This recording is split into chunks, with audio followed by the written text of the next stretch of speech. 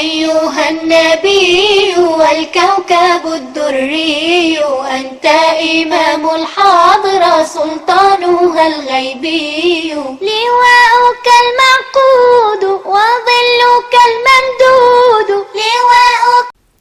بسم الله الرحمن الرحيم. الحمد لله رب العالمين والصلاة والسلام على أشرف الأنبياء والمرسلين سيدنا محمد وعلى آله وصحبه وسلم. ودروستيني إنوسا حلر سنيد وأهيد قصة وعبرة. قصة هي عبرة، قصة وحكو قادد له ولغو قدر قاته، بل هذا إيضا عاوة وحا أينو ملعسانينا قصة تاني nin hantiila ah oo ilaahay xoolo badan siiyey, hanti aad u fara badan, yaa xanuunsaday. gooruu waraaqayo oo qaldhabayo, nin weyn nabadkii waa yaqaanay uu gartay inuu reer aakhiraad iskaga tirsan yahay, ayuu u yeedhay ubadkii iyo dadkii u dhalay.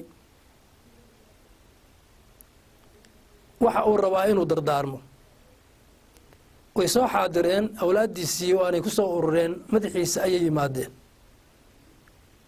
wuxuu kolka kan u dardaarmayaa waxyaabo in dhexdooda walaaltinimadkooda iyo ishaysadkooda iyo isku xidhnaantooda iyo inayan midna midka kale aanu ku jawrfalin oo unu dulmin, midna walaalkiis inuusan ka gardarnaan oo ay noqdaan uliya diirkiiba kula dardaarmo. waxa ay iyana ballan qaadeen aabbahood oo qaldhabaya marka kani oo ilgeeriyaad leh in ay ballan u qaadeen in ay dardaarankaasi ka soo bixi doonaan oo in ay fulin doonaan ayna ku camal fali doonaan. intaasi markii ay dhacday ayaa odaygii naftii ka dhacday, halkaasuu ku geeriyooday. inamadii waxay bilaabeen inay qababaaliyaan sidii odayga loo maydhi lahaa oo loo kafmi lahaa, loogu tukan lahaa, xabaasha loogu qodi lahaa, dabadeedna loo aasi lahaa. way maydheen, kafantii bay u dooneen oo kafantii bay ku rideen, salaaddii bay ku tukadeen, way qaadeenoo waxay geeyeen xabaalihii iyo qabuurihii. haddaba qisadeenna tan aynu u jeedno waxay ka bilaabmaysaa halka kani markii ay aaseen oo iilka dhigeen. haddii odaygii la buddhigay oo kuwii buddhigay ay ka soo baxeen qabriga, yaa inan awlaaddiisii ka mid ah ayaa wuxuu weydiistay idan walaaladiisii kale iyo qaraabadii inuu u dhacdhaco qabriga, bal hadda si uu u hubiyo in odaygu si fiican uu qiblada ugu jeedo iyo inuu ka dhacayo in kale. waxbaa yani dareen baa i gale, bal hadda aan hubiya buu leeyahay. waa u idmeen. inankiina waa u dhaadhacay, qabrigiibuu u daadegey. qabrigii markii uu dhaadhacay wax lama filaanaa dhacay. mudduu ku maqnaa, waa ku yarraagay. markuu ku yarraagay oo rubuc saac in ka badan uu qabrigii uu ku jiray ayaa dareen baa galay walaaladiisii kale. mid baa soo dhaadhacay walaaladii ka mid a, qabrigii u soo degay.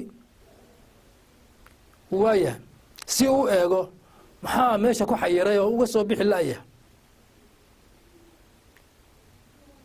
mase wuxuu u yimi ninkii inankii yaraa dhallinyarada ahaa oo meyd ah. maxay tahay arrintaasi? ma aha wax lala sii yaabo, laakiin wax ka sii yaab badan baan kuu sheegaya. taa wax ka sii yaab badan baa ka dhacay. arrinta ka sii yaabka badan waa tan aada ogaan doontid.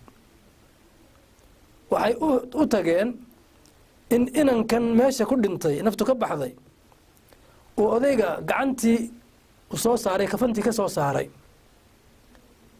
gacantii intuu ka soo saaray kafanta, uu suulka u saaray khadkii oo uu jeebka ku sitay. waraaqo uu sitayna uu dabadeedna odaygii suulkiisiibuu warqaddii saaray sidii isagoo ka dhigaya inuu odaygu saxeexay maxay tahay waxa ay tahay caqdi baac mushtara oo cimaarad ka mid a cimaarado odaygu uu lahaayo waaweyn ayuu ka dhigayaa inuu odaygu yacni caqdigaasi uu galay inankaasi damac-xumada waxay la gaadhay inuu aabbihiis oo meyd ah qabrigii intuu ugu soo daadego ugu soo dhaadhaco uu isku dayo inuu ka helo cimaaradihii ka mid a u lahaa oo odaygu uu mulki ahaan u lahaa laakiin hadda kaba mulki wareegayo dadka dhexlaya isaga laf ahaantiisa uu ka mid yahay ayuu doonay inuu tan keli ahaantii iyo gooni ahaantii uu sad iyo saami u yeesho hunguri wadkii ma arko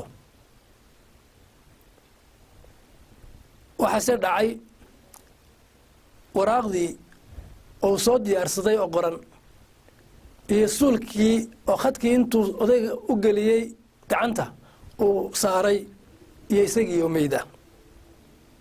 meyd ah arrintaa yaabka le ayaa ka dhacday waxaanay noqotay in aanu ku intifaacin wixii ku hamiyey amba uu ku tallamay isagii lafahantiisii baa ku dhintay qabrigii